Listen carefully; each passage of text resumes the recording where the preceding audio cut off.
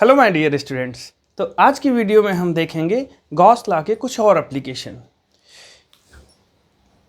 ये दो uniformly charge long seat हैं, एक ये। इसके बीच में तीन रीजन बन रहे हैं, रीजन ये 1, रीजन 2, रीजन 3। इन तीनों रीजन में इलेक्ट्रिक फील्ड निकालना सीखेंगे। ये बहुत ही इंपॉर्टेंट क्वेश्चन है।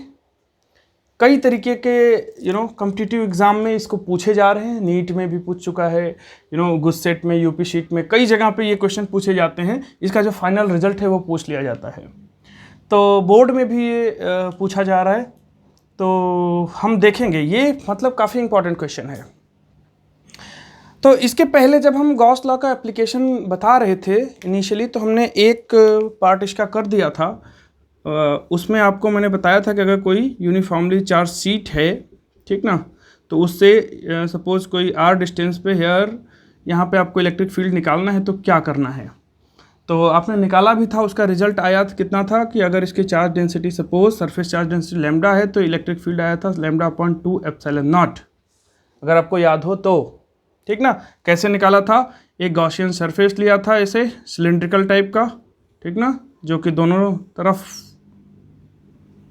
ऐसे हुए थे। तो यहाँ पे EA, यहाँ पे EA, तो आपने देखा था net phi is equal to EA plus EA, ठीक ना। और फाई की वैल्यू बाद में q in by epsilon naught रखा, क्यू इन सिग्मा के टर्म में रखा था। ये आपका रिजल्ट आया था, याद है आपको।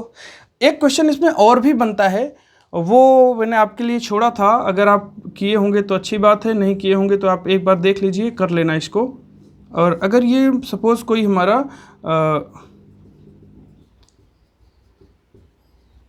सरफेस मेटेलिक है, ये क्या है, कोई मेटेलिक सीट था, ये कोई अगर मेटेलिक सीट होगा तो इसके अंदर के साइड में इसमें एक्चुअली इलेक्ट्रिक फील्ड होता है 0, अंदर के साइड में इलेक्ट्रिक फील्ड होता है 0। तो यहाँ से अगर r डिस्टेंस पे मैं कोई फील्ड कैलकुलेट करूँ तो हमें क्या मिलेगा, ठीक ना। ये एक डिफरेंट क्वेश्चन है, जस्ट याद आ गया तो आपको बता देता हूँ कि ये तो आपका यूनिफॉर्मली चार्ज लॉन्ग सीट था, ठीक ना, जिस पे चार्ज डेंसिटी इतना था। अब ये कह रहा है कि स्पेशली चार्ज डेंसिटी तो इतना ही है, लेकिन ये मेटल का है। तो मेटल पे आपको पता है अंदर की तरफ दूसरी साइड में इसमें चार्ज नहीं होगा। तो इसका जो रिजल्ट आता है वो इस साइड में जो फ्लक्स आता है वो हो जाता है 0, और इस साइड का फ्लक्स जो है वो तो आएगा E इंटू A।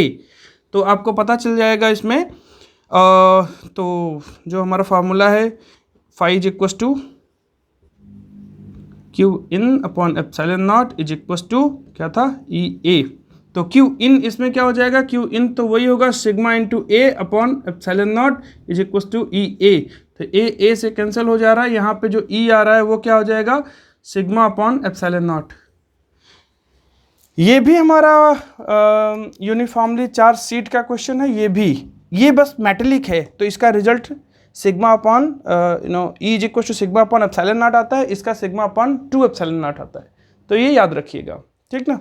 नॉर्मली ये नहीं पूछता है, यही पूछता है, ठीक है, बट जानकारी के लिए आपको बता दिए।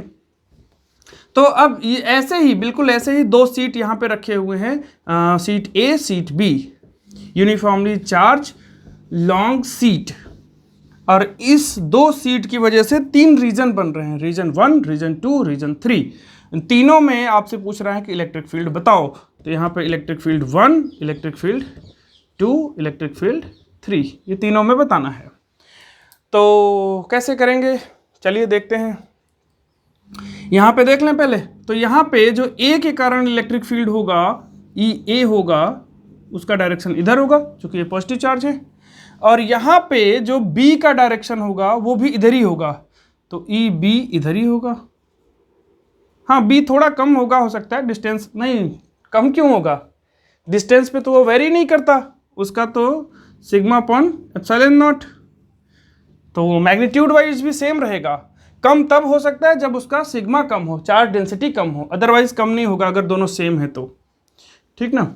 तो ये हमारा EA हो गया, EB हो गया। तो यहाँ पे E1 जो नेट आ रहा है E1 वो कितना हो जाएगा, EA प्लस EB। रीजन 1 में निकाल रहे हैं तो ये कितना हो जाएगा, EA हो जाएगा sigma 1 upon what 2 epsilon not, और इधर हो जाएगा सिग्मा 2 अपॉन 2 एप्सिलॉन नॉट। तो ये कितना हो गया, sigma 1 plus sigma 2 upon 2 epsilon not. This one is the result. ये आपका E1 में आ गया। अब यहाँ पे एक केस बन सकता है कि अगर if sigma 1 is equal to sigma 2 तो ओके, देन ये 2 सिग्मा हो जाएगा, 2 से कैंसिल हो जाएगा और sigma upon epsilon not would be the result. तो अभी के लिए फिलहाल ये रिजल्ट है। दूसरा केस हम यहाँ वाले के लिए देख लेते हैं। तो इसमें क्या हो रहा है, E A इसका इधर होगा, है ना, इलेक्ट्रिक फील्ड पॉजिटिव है तो इधर होगा, इसका E B इधर होगा, तो ये E B है, ये E A है। तो जो हमारा E2 आने वाला है, it would be E1 minus E2, depending upon कौन ज़्यादा है उसमें से दूसरा वाला माइनस हो जाएगा, ठीक ना। तो EA क्या है, sigma 1 upon 2 epsilon not minus sigma 2 upon 2 epsilon not, right. तो ये आ गया हमारा sigma 1 minus sigma 2 upon 2 epsilon not. ये E2 रीजन का रिजल्ट हो गया। तो इसमें भी अगर सिग्मा 1 सिग्मा 2 के बराबर हो जाए, ठीक ना, तो यहाँ पे बीच में इस रीजन में इलेक्ट्रिक फील्ड 0 हो जाता है। समझ में आ रही बात? अगर ये दोनों आपस में चार्ज डेंसिटी बराबर हो जाए तो यहाँ बीच में क्या हो जाएगा, 0 हो जाएगा, क्योंकि जितना इलेक्ट्रिक फील्ड इधर लगाएगा उतना ही इलेक्ट्रिक फील्ड इधर से लगेगा और वो बीच में नेट इलेक्ट्रिक फील्ड 0। अब हम रीजन 3 देखेंगे इधर की तरफ।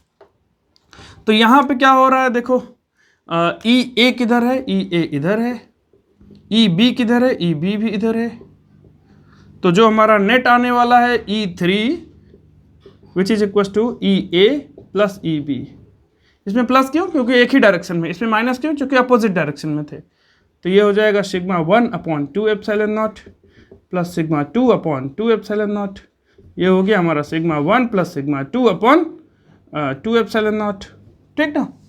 अब इसमें कभी कभी नोट करके ऐसा दे देता है कि note if sigma 1 is equal to sigma 2 is equal to sigma, तब क्या हो जाएगा, तब इस वाले का रिजल्ट हो जाएगा, पहले वाले का रिजल्ट हो जाएगा सिग्मा प्लस सिग्मा 2 से कैंसिल, तो सिग्मा अपॉन एप्सिलॉन नॉट इसका रिजल्ट। इसमें क्या, सिग्मा सिग्मा माइनस 0 हो जाएगा ये, और इसमें वो वही पहले वाला सिग्मा अपॉन एप्सिलॉन नॉट, ठीक ना, ऐसा आ जाएगा। अब एक क्वेश्चन और भी मैं दे सकता हूं इसमें, जो आप अपने से प्रैक्टिस करना, कि ये जो दूसरा वाला है ना वो नेगेटिव है, पहला वाला प्लस सिग्मा 1 है, दूसरा क्या है, माइनस सिग्मा 2 है, ठीक है। तो ये रिजल्ट आप अपने से करना प्रैक्टिस के लिए, उसमें भी कुछ ऐसा है नहीं। ये देखो बीच में उसमें इधर की डायरेक्शन में ये जो इसके कारण जो फील्ड होगा वो तो इधर होगा, इसके कारण भी फील्ड इधर ही होगा, तो बीच में एडिशन हो जाएगा। और यहाँ पे देखो ये इधर देगा लेकिन ये नेगेटिव है तो इधर देगा, तो यहाँ माइनस हो जाएगा, यहाँ माइनस हो जाएगा। तो इसी रिजल्ट में यहाँ माइनस आ जाएगा, यहाँ माइनस आ जाएगा और यहाँ पे प्लस आ जाएगा। आप अपने से करके देख लेना। फिर इसमें भी आप केस ले लेना, कि केस नोट लिख लेना कि if sigma 1 is equal to sigma 2 is equal to sigma, तब क्या आएगा। तो तब पे भी आप देख लेंगे कि यहाँ पे 0 आ जाएगा, यहाँ पे 0 आ जाएगा और इसके बीच में सिग्मा बाई एप्सिलॉन नॉट करके आ जाएगा, ठीक है। तो ये आप अपने से कर लेना। एक दूसरा क्वेश्चन मैं लेता हूँ जो कि और भी, वो भी बहुत इंपॉर्टेंट है, अक्सर पूछा जा रहा है एग्जाम में।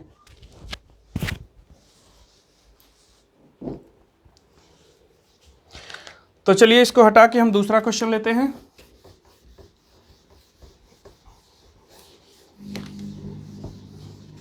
एक उसमें यूनिफॉर्मली चार्ज्ड स्फीयर है, क्या है, यूनिफॉर्मली चार्ज्ड स्फीयर है।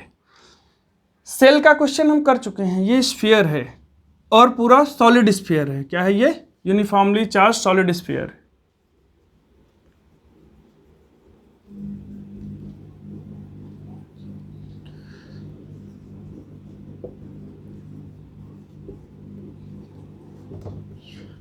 जिसका कि रेडियस दिया हुआ है कैपिटल R, ठीक ना। अब यहाँ आपको एक पॉइंट ये है सपोज P, एक पॉइंट ये है सपोज Q, एक पॉइंट ये है सपोज, या ABC ले ले, A B, ये पॉइंट है C। इन तीनों जगह पे आपसे क्या पूछ रहा है, इलेक्ट्रिक फील्ड निकालो। इसका जो चार्ज डेंसिटी दिया हुआ है वो सिग्मा वो रो दिया हुआ है, इसका वॉल्यूम टोटल वॉल्यूम इसका v दिया हुआ है, ठीक है। ये यहाँ से डिस्टेंस पे है कितना, मान लो कि r1 डिस्टेंस पे है, और इसका डिस्टेंस तो यही डिस्टेंस होगा, और ये वाला जो है वो r डैश मान लो इसको, और ये r है, ठीक है। तो हम जब एप्लीकेशन बता रहे थे गॉसेस लॉ का, तो ये क्वेश्चन स्फेरिकल सेल के लिए किया गया है। वहाँ पे हमने ये आपके लिए क्वेश्चन दिया था, बट कुछ स्टूडेंट्स ने बोला कि सर इसको करके दिखा दीजिए। तो जो बाहर जो सी के लिए है केस, उसके लिए तो जो सेल का रिजल्ट था वही इसका भी रिजल्ट होगा, कोई चेंज नहीं होगा। बी पे भी कोई चेंज नहीं होगा। अंदर वाले में हो क्या रहा है कि इसमें चार्जेस जीरो नहीं हो रहे हैं। पिछले वाले में क्या था, सेल था तो वो अंदर जीरो हो गया था, ये सॉलिड है, अंदर भी चार्ज डिस्ट्रीब्यूशन है, ठीक ना। तो फिर क्या हुआ, तो अंदर जीरो नहीं होगा, तो कैसे होगा वही निकालना है, वही सिखाएंगे आपको। तो चलिए ठीक है, देख लेते हैं।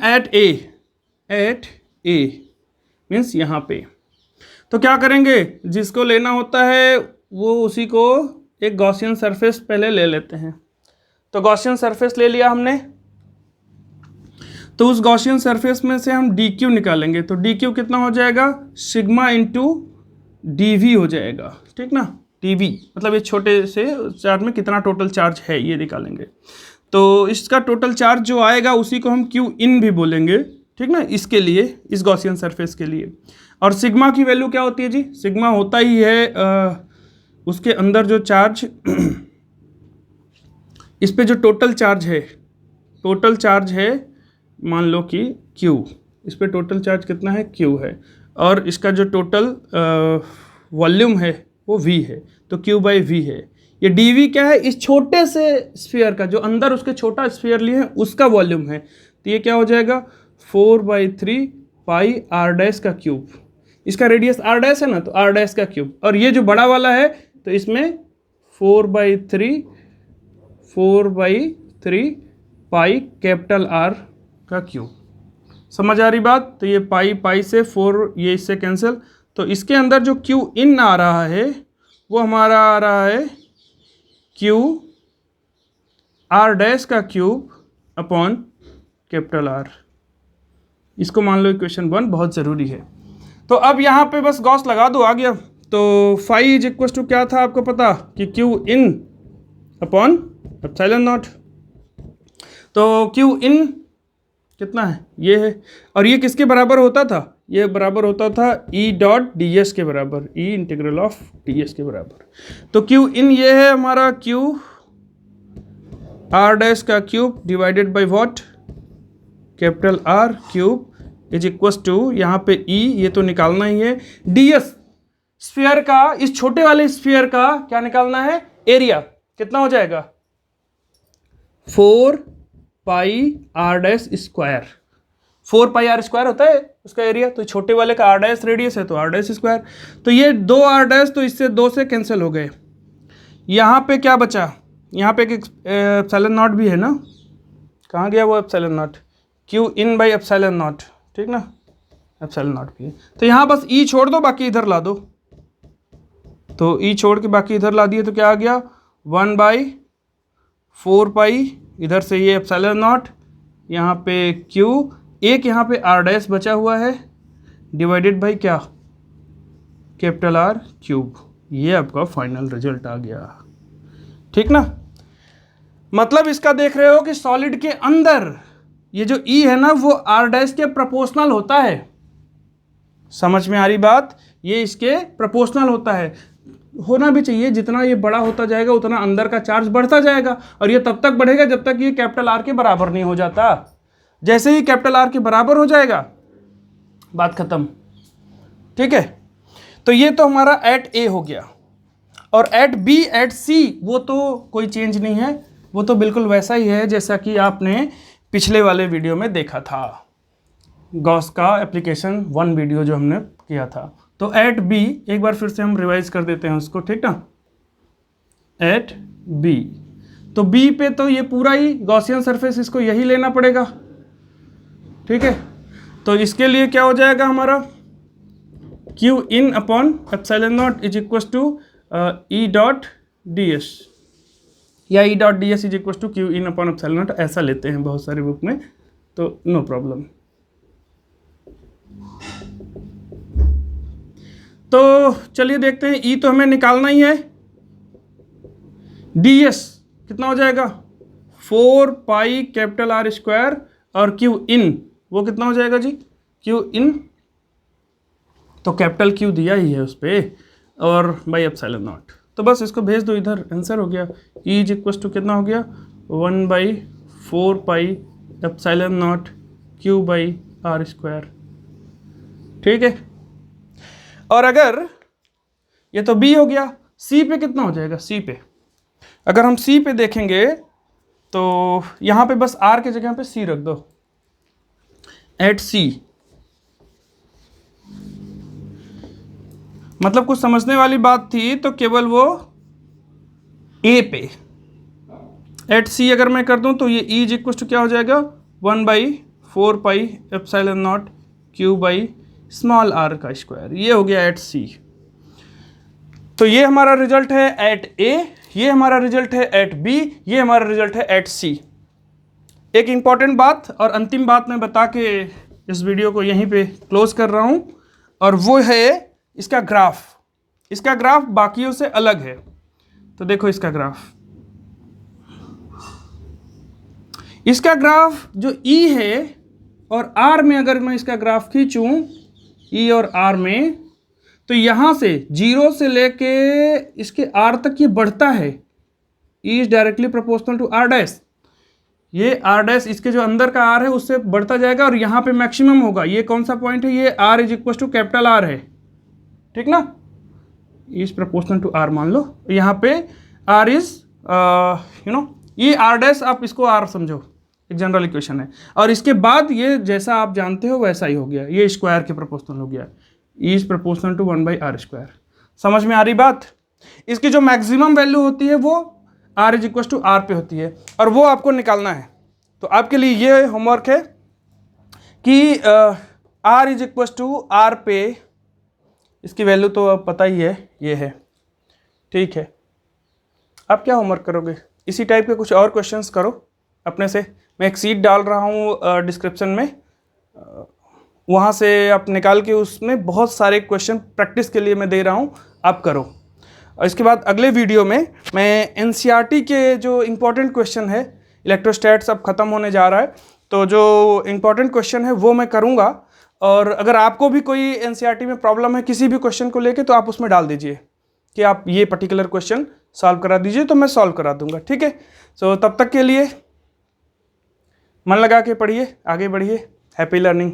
और हाँ, इस चैनल को लाइक, सब्सक्राइब, शेयर कीजिए, अपने दोस्तों में भी शेयर कीजिए, सो दैट कि वो लोग भी इसका बेनिफिट ले पाएँ। Okay, stay connected.